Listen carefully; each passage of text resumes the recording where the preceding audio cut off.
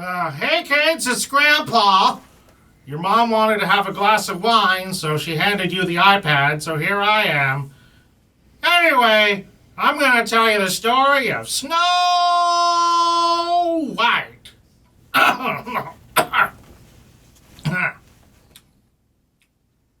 Once upon a time, in a galaxy far, far away, there lived a beautiful queen. Okay, fine. She was adequate at best, but she had a beautiful baby named Snow White. Unfortunately, the pretty average queen died because the writers said so. The king remarried a supermodel, Queen Karen, but he didn't know Karen was actually very evil. She did things like staying up too late, wearing shoes to bed, and putting pickles on pizza. But her favorite thing to do was to stare at herself in the magic mirror, take magic selfies, and ask, "Mirror, mirror on the wall, who's the fairest of them all?" To which he replied, "Evil queen, I'm floored. I do not match the decor." "Okay, fine," she said, and moved him to the kitchen. That's better. Once again, she asked, "Mirror, mirror on the wall, who's the fairest of them all?" To which he replied, Evil queen, I say it's true. No one is fairer far than you. She'd laugh and eat her pickled pizza and go to sleep with her shoes on. Until one day she asked, "Mirror, mirror on the wall, who's the fairest of them all?" To which he replied, Evil queen, you've got crow's feet. Snow White is the fairest you will meet.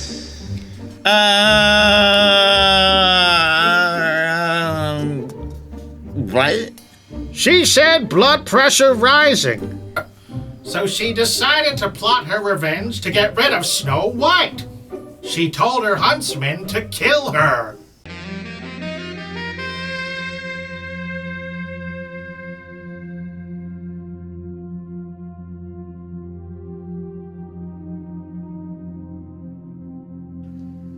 KK, BRB. He said, Snow White was out in the field singing. She sang like a bird, literally.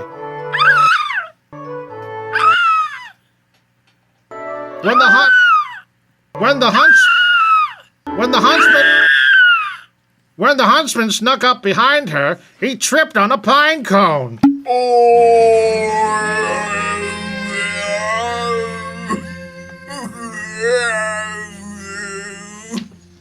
He said in pain. Snow White helped him up. He couldn't hurt poor screeching Snow White. Go to the woods, run, the evil queen is trying to kill you. He exclaimed. Okay, thanks, bye. She said, running. So she ran into the woods. Trees couldn't catch her. The wolves couldn't catch her.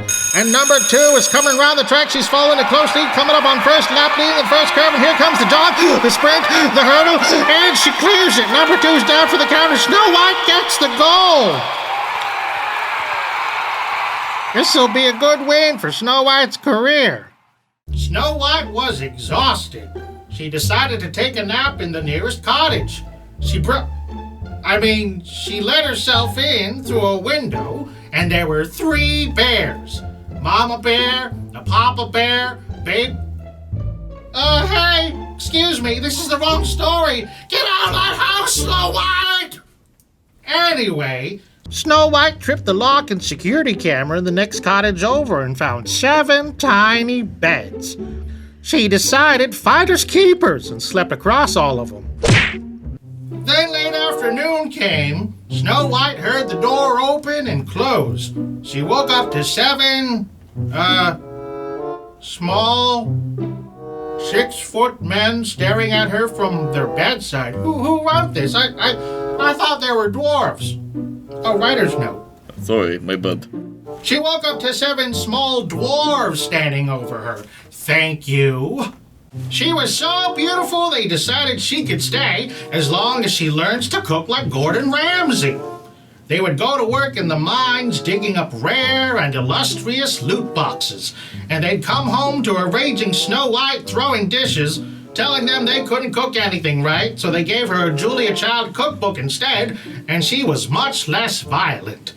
The evil Queen Karen went to her magic mirror. Mirror, mirror. She said, to which he interrupted. I'm on break. Snow White's still alive in the woods. I don't do lives for free. Okay.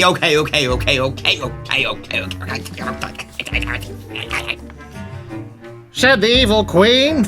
I guess I'll take matters into my own hands. She said an evil spell. Bread, butter, flour, eggs, and bacon! She howled and she turned into a hideous old crone. She'll never recognize me like this! She said, cackling. She took a basket of poisoned apples. Walking into the woods, she came upon the cottage while the dwarves were away. She knocked on the door and SnowWhite opened. Oh, hi, the Queen. Said SnowWhite. What? How did you know it was me? The crow's feet. Whatever. Said the evil queen while putting eye lotion on her grocery list. What's new? I just wanted to make it up to you. Want an apple for old time's sake? Sure, why not? SnowWhite said, taking a bite. Oh, wait, weren't you trying to kill me? SnowWhite fainted and the apple fell from her hand. The evil queen cackled with delight. Ha! She sang her spell once more. Bacon, eggs, chicken, and dumplings! And transformed back into the beautiful queen with crow's feet. The dwarves were sad to find the young girl who was mooching off of them passed out sound asleep. They put her in a beautiful glass coffin, for they feared she would be like this forever, and eventually she'd just be taking up space, so... They moved her outside with the animals and the flowers. Flowers? Achoo! Excuse me. Grandpa. One day a handsome prince was riding around on his donkey when he came upon the beautiful Sleeping Beauty. But she wasn't his type, so... he moved on in the woods and found SnowWhite. She's beautiful. She looked right above my mantelpiece in my trophy room. He asked the dwarves, and they were happy to oblige. And he decided to try to push the coffin to his castle. When the piece of poisoned apple got dislodged from SnowWhite's throat, she woke up. Did no one bother to check to see if I was choking? She screamed. Well, poop. I can't put her in my hunting room anymore. He said.